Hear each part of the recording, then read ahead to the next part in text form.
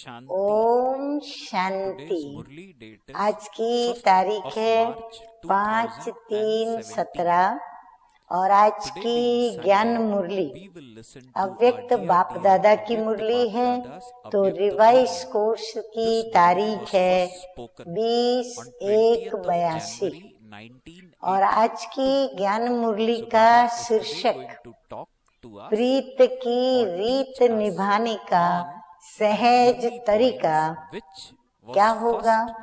बाबा कहते हैं गाना और नाचना। अगर हमें प्रीत की रीत निभानी है तो उसका लक्षण क्या होगा दिखाई पड़ेगा। वो गाते रहेंगे और नाचते रहेंगे, परंतु गाना क्या और नाचना किसको कहते हैं, नाचना भी किस प्रकार का। तो आइए सुनते हैं कौन सा गाना और कौन सा नाचना। तो मीठे मीठे बाप दादा समझाते हुए कहते हैं कि आज क्षमा कौन है, शिव बाबा। तो आज क्षमा अपने परवानों की रूहानी महफिल में आए हैं। ये रूहानी महफिल कितनी अलौकिक और श्रेष्ठ है। क्षमा भी अविनाशी तो परवाने भी अविनाशी है और क्षमा परवाने की प्रीत भी अविनाशी है। इस रूहानी प्रीति को क्षमा और परवानों के सिवाय और कोई जान नहीं सकता। हाँ, प्रीत की बात ही ऐसी है, दिल जाने और दूसरा दिल जाने। जिन दो दिलों के बीच में प्रीत होती है वही दो दिल आपस में एक दो को जानते हैं कि हमारी प्रीत क्या है और हमें प्रीत की रीत कैसे निभानी है। जिन्होंने जाना उन्होंने प्रीत निभाई और उन्होंने ही सब कुछ पाया। जो प्रीत निभाना जानता है उन्हें ही प्राप्ति का अनुभव भी होता है। प्रीत की रीत निभाना अर्थात सब कुछ पाना। नोट करें सभी, प्रीत की रीत निभाना माना क्या, सब कुछ पाने की अनुभूति करना। निभाना नहीं आता तो पाना भी नहीं आता। इस प्रीत के अनुभवी ही जाने कि ये प्रीत की रीत निभाना कितना सहज है। बाबा कहते हैं जिन्होंने बाप से प्रीत जोड़ी है, जो बाप की प्रीत निभाते हैं, उन्हें ही पता है कि इस प्रीत को निभाना कितना सहज है। क्योंकि सामने कौन है, स्वयं परम पिता परमात्मा क्षमा के रूप में हम सभी से प्रीत लगाए हुए हैं। प्रीत की रीत क्या है जानते हो ना, सिर्फ दो बातों की रीत है। प्रीत की रीत में क्या करना होता है, बाबा कहते दो बातें हैं और वह भी इतनी सरल है जो सब जानते भी हैं और सब कर भी सकते हैं। बाबा कहते प्रीत की रीत निभाना कोई बड़ी बात नहीं है। प्रीत हो जाती है ना तो निभाना भी अपने आप सरल होता जाता है। वह दो बातें क्या है, वो दो बातें हैं गीत गाना और नाचना। इसके सब अनुभवी हो ना। हाँ, सभी के भले सुर ताल हो या ना हो, परंतु गीत गाने का हर एक को शौक होता है, हर एक को दिल होती है। ऐसे ही नाचने की भी खुशी में हर एक को दिल होती है। तो गीत गाना और नाचना सबको पसंद है ना, तो यहाँ करना ही क्या है। हाँ, बाबा कहते मधुबन में आए हो, संगम पर बाप से मिलन मना रहे हो, तो यहाँ करना क्या है, अमृत वेले से गीत गाना शुरू करते हो। बाबा कहते अमृत वेले से तुम बच्चे क्या करते हो, गीत गाना शुरू करते हो। दिनचर्या में भी उठते ही गीत से हो। हाँ, कान हमारे गीत सुनते हैं, हृदय तक पहुँचता है, आत्मा वो सुनती है और उस गीत से ही हम जागते हैं। तो बाप के व अपने श्रेष्ठ जीवन की महिमा के गीत गाओ। हाँ, सभी नोट करें कौन सा गीत गाना है, क्या गाना है। बाबा कहते हैं कि बाप के और अपने जो अभी श्रेष्ठ जीवन बाप के द्वारा प्राप्त हुई है, उस जीवन की और बाप की महिमा के गीत गाओ। ज्ञान के गीत गाओ, सर्व प्राप्तियों के गीत गाओ। ये गीत गाना नहीं आता। अर्थात यही वर्णन करते रहो कि मुझे बाबा मिला तो मेरा भाग्य कैसे कैसे कितना कितना जगह है, हर एक के पास यही गीत गाओ। तो गीत गाना आता है ना, तो गीत गाओ और खुशियों में नाचो। हाँ, जिनको बाबा से प्रीत हो गई है या जिन्होंने बाबा से प्रीत की है या बाबा से लगन लगाई है, वो क्या करते हैं, उनको खुशी प्राप्त होती है तो वो खुशी में फिर नाचते भी हैं। खुशियों में नाचते नाचते हर कर्म करो। नाचना कोई बाहर से दिखाना नहीं है स्टेप्स करके, परंतु अंदर में खुशी को लेते हुए खुशी से हर कर्म हमें करना है। जैसे स्थूल डांस में भी सारे शरीर की डांस हो जाती है, ड्रिल हो जाती है। हाथ भी हिलाते, पाँव भी हिलाते, कमर हिलाते, गर्दन हिलाते, सिर में हाथ ऊपर जाते, नीचे जाते, सिर हिलाते, तो पूरी एक्सरसाइज हो जाती है। भिन्न भिन्न पोज से डांस करते हो, वैसे खुशी के डांस में भिन्न भिन्न कर्मों के पोज करते। जैसे डांस में बाबा कहते हैं ड्रिल हो जाती है, एक्सरसाइज हो जाती है, भिन्न भिन्न पोज होते हैं। ऐसे तुम बच्चे भी क्या करते हो, खुशी में जो डांस करते हो तो उसमें भिन्न भिन्न कर्मों के तुम्हारे पोज देते हो। तो बाबा कहते हैं कि जैसे हम हाथ से कर्म करते, कभी पाँव से हम चलते दौड़ते, जंप लगाते, ये कर्म करते, तो ये सब हम काम नहीं करते हैं, यानी डांस का काम ये हम नहीं करते हैं। ये हमारा रोज का जैसे दैनिक कर्मेंद्रियों का कर्म हुआ। लेकिन ये डांस आपकी जब आप बाबा की याद में प्रीत की रीत निभाने के हिसाब से करते हो और खुशी में करते हो, तो ये जो भी कर्म आप हाथ से पाँव से करते हो वो क्या हो जाते हैं, तुम्हारे डांस के पोज हो जाते हैं। कभी हाथ की डांस करते हो, कभी पाँव को नचाते हो। तो कर्म योगी बनना अर्थात भिन्न भिन्न प्रकार की खुशियों में नाचते चलो। बाप दादा को व क्षमा को वही परवाना पसंद है।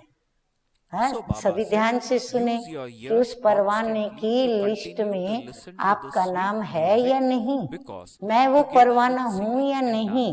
दिल दर्पण में देखना, बाप दादा को वही परवाना पसंद है जो गाना और नाचना जानते हो। जैसे आप बाबा की याद में हर कर्म करते हुए खुशी में नाचते हो और गाते हो, तो मैं आपको देख रही हूँ, आप उन्हीं परवानों में से हो। अब ये प्रीत की रीति है, ये परवानों की प्रीत की रीति है निभाने की। तो ये मुश्किल तो नहीं है ना? क्या लगता है, सहज है या मुश्किल है? क्या लगता है? अभी मधुबन में तो इजी कर रहे हो। हाँ? जवाब मिलता था बाबा को जैसे कि नहीं इजी है, सरल है, सरल है। तो बाबा कहते मधुबन में तो हर एक को हर बात कैसी लगती है, इजी यानी सरल सरल लगती है। वहां जाकर भी इजी कहेंगे ना। हाँ, अपने अपने स्थान पर जाने के पश्चात भी यही रिएक्शन दोगे ना, बदल तो नहीं जाएंगे वहां जाकर। ऐसे तो नहीं मधुबन में नाचते गाते हैं, फिर अपने स्थान पर जाएंगे तो रोते हुए कर्म करेंगे ऐसा तो नहीं करेंगे, या सोचते हुए कर्म करेंगे, या उदासी के साथ करेंगे। यहाँ इजी है, वहाँ बिजी हो जाएंगे। कोई ने कहा यहाँ हम इजी हैं और हम वहाँ पर बिजी हो जाएंगे, लेकिन इस गाने और नाचने में ही बिजी रहेंगे ना। बाबा कहते भले बिजी रहो, लेकिन किस में बिजी रहो? प्रीत की रीत में, जो अपने श्रेष्ठ जीवन और बाप की महिमा के जो गीत हैं उनको गाने में और खुशियों में नाचने में बिजी रहना। तो बाबा कहते फिर बिजी रहेंगे ना।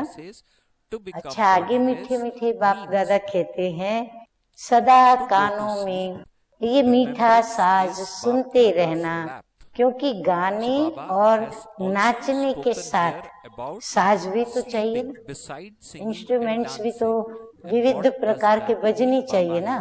तो बाबा कहते हैं सदा ये साज सुनते रहना, प्रीत की रीत निभाने के लिए बाबा की महिमा के और अपने श्रेष्ठ जीवन की महिमा के साज सुनते रहना। अच्छा, कौन से साज सुनते रहेंगे? किसमें बाबा की महिमा हम सुनते? बाबा कैसे हमें अपनी महिमा बताते, हमारी महिमा भी कैसे बताते, किस साजों के द्वारा बताते, वो साधन कौन सा है? तो बाबा कहते कौन सा साज सुनते रहेंगे? कोई ने कहा मुरली। मुरली का भी सार, जो हर मुरली में बाप दादा मीठे बच्चे, लाडले बच्चे, सिकिलधे बच्चे कहकर याद प्यार देते हैं। बाबा कहते उसमें भी साज कौन सा सुनेंगे? मुरली तो बहुत अच्छी चलती है, लेकिन उसमें सबसे मीठा साज कौन सा है? बाप के प्यार का साज, जिसमें बाबा कहते हैं मीठे बच्चे, लाडले बच्चे, सिकिलधे बच्चे। तो हम बच्चे भी क्या साज बजाएंगे? मेरे बाबा, मीठे बाबा, प्यारे बाबा, वाह बाबा, हम भी साज बजाएंगे। तो ऐसे कहकर बाबा याद प्यार देते हैं। तो यही बाप के स्नेह का साज सदा कानों में सुनते रहना। बाबा कहते और बातें मत सुनना, यही सुनते रहो और खुशियों में नाचते रहो। तो और बातें सुनते भी समझ में नहीं आएगी, प्रदर्शन की इधर उधर की व्यर्थ बातें सुनेंगे, परंतु सुनते हुए भी आपको समझ में नहीं आएंगी, बुद्धि में भी नहीं आएंगी, क्योंकि एक ही साज सुनने में आप बिजी होंगे ना। आपका मन, बुद्धि, हृदय कहाँ व्यस्त है? बाबा के साज को सुनने में। तो दूसरा सुनेंगे कैसे? जब हम एक साज को सुनने में बिजी हैं, तो दूसरा साज कैसे सुनेंगे? ऐसे ही सदा गीत गाने में बिजी होंगे तो बाबा कहते हैं और व्यर्थ बातें, मुख से बोलने की भी फुर्सत नहीं। हम अपने में मस्त होंगे साजों को सुनने में, तो बाबा कहते फिर फुर्सत ही नहीं कि हम किसी की व्यर्थ बातें सुने, सुनाएं या कहें। सदा बाप के साथ खुशी में नाचते रहेंगे तो तीसरा कोई आपको डिस्टर्ब नहीं कर सकता। यदि हम ये कहते हैं कि मैं डिस्टर्ब हूँ, तो इसका मतलब क्या हुआ कि मैं और बाबा, मैं बाप की याद की खुशी में नाच नहीं रही हूँ। दो के बीच में कोई आ नहीं सकता, तो माया जीत तो हो ही गए ना। जब मैं और बाबा, तीसरा कोई आएगा नहीं, माना माया तो बिल्कुल नहीं आएगी। जब कोई व्यक्ति ही नहीं आती तो माया की बात तो बहुत दूर हो गई। ना सुनना, ना बोलना और ना माया का आना। तो प्रीत की रीत क्या हुई? फिर से बाबा हमें याद कराते हैं, गाना और नाचना। जब दोनों से थक जाओ तो फिर क्या करेंगे? गाते गाते थक जाएं, फिर नाचते नाचते थक जाएं तो क्या करेंगे? सोचिए सभी, क्या करोगे? जो करते ही आए हैं। तो बाबा कहते हैं सो जाना। हाँ, जब कोई थकता है तो क्या करता है? सो जाता है। तो बाबा कहते बस सो जाना। यहाँ का सोना क्या है? सोना भी हमारा कैसा है? अलौकिक है ना। सोना अर्थात, नोट करें सभी, सोना अर्थात कर्म से डिटैच हो जाना। हाँ, इसीलिए तो सभी को योग में कईयों को नींद आती है। हाँ, क्योंकि कर्म से डिटैच हो जाते हैं और परम धाम के विश्राम की शांति का अनुभव करते हैं, तो पता ही नहीं चलता है कि हम सो गए हैं। तो आप कर्मेंद्रियों से डिटैच हो जाओ, यानी मैं आत्मा हूँ और मैं आत्मा किसकी संतान हूँ, कहाँ रहती हूँ, तो देही अभिमानी स्थिति में आ जाए। अशरीरी बनना अर्थात सो जाना। कितनी अच्छी बात है।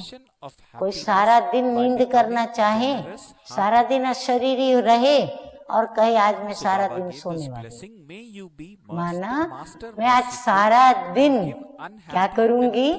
अशरीरी रहूंगी। और अशरीरी जो रहेगा वो क्या, कैसे रहेगा? चुप रहेगा, वो बोलेगा नहीं, क्योंकि अशरीरी स्थिति में आवाज नहीं होती कि अशरीरी बनना अर्थात सो जाना। याद ही बाप दादा की गोदी है। कितनी बड़ी बात, बढ़िया बात। तो जब थक जाओ तो अशरीरी बन अशरीरी बाप की याद में खो जाओ, अर्थात सो जाओ। कहाँ सो जाएं? बाप दादा की गोदी में। जैसे शरीर से भी बहुत गाते और नाचते हैं तो थक जाते हैं, तो फिर जल्दी ही नींद आ जाती है। ऐसे यह रूहानी गीत गाते खुशी में नाचते नाचते सोएंगे और खो जाएंगे।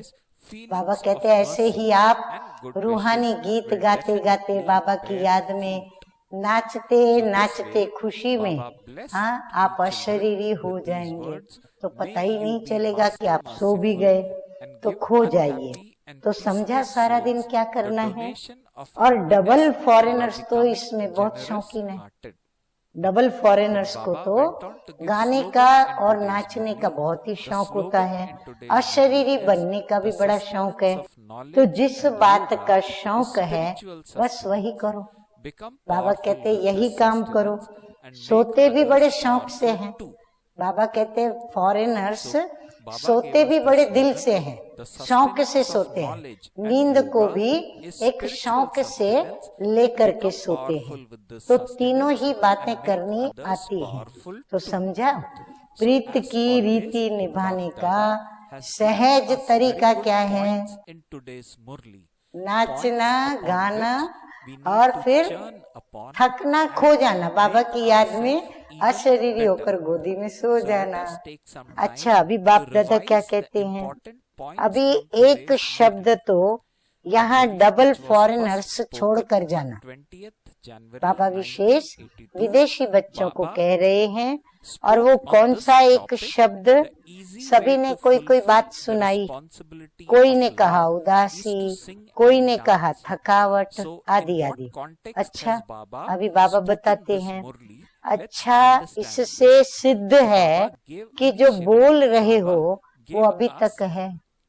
हाँ, इसीलिए तो ये शब्द निकल रहे हैं। अच्छा, बोलना माना छोड़ना। अगर उदासी बोली तो उदासी छोड़ दें, अगर थकावट बोला तो थकावट को छोड़ दें। परंतु अभी बाबा बताते हैं कौन सा वह शब्द। तो एक शब्द डिप्रेशन। डिप्रेशन कभी नहीं कहना। हाँ, आजकल डिप्रेशन की बीमारी बहुत फैली हुई है। चलते फिरते छोटे बच्चों से लेकर के बुजुर्गों तक हर एक को जल्दी डिप्रेशन हो जाता है। बाबा कहते हैं डिप्रेशन कभी नहीं कहना, रियलाइजेशन, न कि डिप्रेशन। बाबा कहते रियलाइज करो मैं उदास हूँ, क्यों उदास हूँ, मैं थक गई हूँ, क्यों थक गई हूँ, तो मैं रियलाइज करूँ कि कहाँ मेरी गलती हो रही है। सेल्फ रियलाइजेशन हो गया, फिर डिप्रेशन कैसे हो सकता। तो जब हम दिल दर्पण में देखेंगे तो हमें ये दिखाई पड़ेगा कि मुझे जब अपनी रियलाइजेशन हो चुकी है कि मैं कौन हूँ, क्या करना है, कैसे मुझे कर्मेंद्रियों से कर्म करना है, कैसे प्रीत बाबा से करनी है, प्रीत की रीत कैसे निभानी है, कैसे नाचना है, गाना है और फिर सो जाना है। जब ये सब बातों का पता है तो फिर डिप्रेशन कैसे हो सकता है। तो समझा, जब द्वापर पूरा हो जाए, कलयुग शुरू हो, तब फिर भले होना। बाबा कहते अभी नहीं बोलो ये बात, अभी तो संगम युग से लेकर के त्रेता युग तक क्या होगा, नो डिप्रेशन। डिप्रेशन शब्द ही नहीं होगा तो उसके ज्ञान की तो बात बहुत दूर की हो गई। तो इतने समय के लिए तो कम से कम तलाक दे दो। बाबा कहते द्वापर युग के बाद डिप्रेशन रावण लाएगा, लेकिन आप त्रेता के अंत तक तो डिप्रेशन को विदाई दे दो। अच्छा सुनेंगे याद प्यार, परिवर्तन भूमि में अविनाशी परिवर्तन करने वाले, सदा प्रीत की रीत निभाने वाले, क्षमा के दिल पसंद परवाने, सदा रूहानी गीत गाने वाले, खुशी में नाचते रहने वाले, जब चाहे बाप की गोदी में समा जाने वाले, ऐसे सिकिलधे लाडले बच्चों को बाप दादा का याद प्यार और नमस्ते नमस्ते। हम रूहानी बच्चों का रूहानी बाप दादा को याद प्यार, गुड मॉर्निंग और नमस्ते नमस्ते। अभी क्या सुनना है, अभी हमें सुनना है सतगुरु बाप का वरदान। तो आज का सतगुरु बाबा का वरदान है फ्रॉक दिल बन, यानी विशाल दिल बन, दुखी अशांत आत्माओं को खुशी का दान देने वाले मास्टर रहम दिल भव। मीठे मीठे बाबा कहते हैं कि वर्तमान समय लोगों को और तो सब कुछ मिल सकता है, लेकिन क्या नहीं मिल सकता, सच्ची खुशी नहीं मिल सकती। इसलिए ऐसे समय पर दुखी अशांत आत्माओं को खुशी की अनुभूति करा दो तो वो दिल से दुआएं देंगे। हाँ बाबा कहते हैं इसीलिए दुआओं को लेने का काम करो, उनको खुशियाँ दो, खुशियाँ बांटो। आप दाता के बच्चे हो तो फ्रॉक दिली से खुशी का खजाना बांटो। आप बड़े विशाल हृदय से बांटो, ऐसे नहीं इसको दूं उसको न दूं, इसको इसलिए देती हूँ इसको इसलिए नहीं देती, नहीं, जो भी आए जो भी मिले उनको ये खुशी का खजाना हमें बांटते जाना है। रहम दिल के गुण को इमर्ज करो, कभी भी ये नहीं सोचो कि ये तो सुनने वाले ही नहीं हैं। कई बार हम लोग देखते हैं कि अपने लौकिक परिवार में या मित्र संबंधियों में, संपर्क वालों में, स्नेहियों में हम इस ज्ञान की बातें उनको बताते हैं तो उनको सुननी अच्छी नहीं लगती है। तो हम फिर क्या सोचते हैं कि ये लोग तो छोड़ दो, सुनने वाले लोग नहीं हैं। भले कोई ऑपोजिशन भी करे, बाबा कहते भले ऑपोजिशन आपका विरोध करे तो भी आपको रहम की भावना नहीं छोड़नी है। बाबा कहते और ही जास्ती रहम करो कि बेचारे पता नहीं है इनको खुशी कहाँ से मिलती, कौन देता, कैसे मिलती है, क्या करे उसके लिए, उनको बेचारों को पता नहीं है, तो विरोध कर रहे हैं। तो विरोधी को तो और डबल रहम दिली से देखकर, डबल प्यार देकर और उसको खुशी बांटनी चाहिए। रहम भावना और शुभ भावना फल अवश्य देती है। अभी नहीं तो भले देर से ही सही, परंतु फल अवश्य ही प्राप्त होता है। स्लोगन है आज का, ज्ञान योग की पालना ही रूहानी पालना है। हाँ, हमें मम्मा बाबा ने सत्य पालना दी है। कौन सी? ईश्वरीय ज्ञान दिया। फिर हम बच्चों को रूहानी पालना में क्या सिखाया? हमें योग सिखाया। फिर योग सिखाकर सेल्फ रियलाइजेशन कराया। तो सेल्फ रियलाइजेशन जब किया हम बच्चों ने, तो हम बच्चे बाप को अच्छी तरह से जो है, जैसा है वैसा याद करने लगे। तो हमारे अंदर शक्तियां भरने लगी। तो उन शक्तियों से हम बच्चों ने जैसे बाबा से पालना ली, तो अब उन शक्तियों से हम दूसरों को भी पालना दे। तो इस पालना से शक्तिशाली बनो और बनाओ। तो बाबा ने हमें शक्तिशाली बनाया, तो अभी हम भी क्या करें कि हम भी औरों को शक्तिशाली बनाएं। अच्छा, अभी आज से क्या करना है? बाबा ने हमें बिजी होने का रास्ता बता दिया। हाँ, क्या करना है? प्रीत की रीत निभाने में लग जाना है। और कितनी सरल बात, बस गीत गाते रहें, नाचते रहें, और जब गाते गाते नाचते नाचते थक जाएं, तो फिर क्या करें? मीठे मीठे बाबा की गोद में अशरीरी बनकर सो जाएं। अच्छा, तो आज आप सभी गीत भी गाएंगे और खूब नाचेंगे, और फिर थक करके क्या करोगे? सभी अशरीरी होकर बाबा की गोदी में सो जाएंगे। अच्छा, ओम शांति।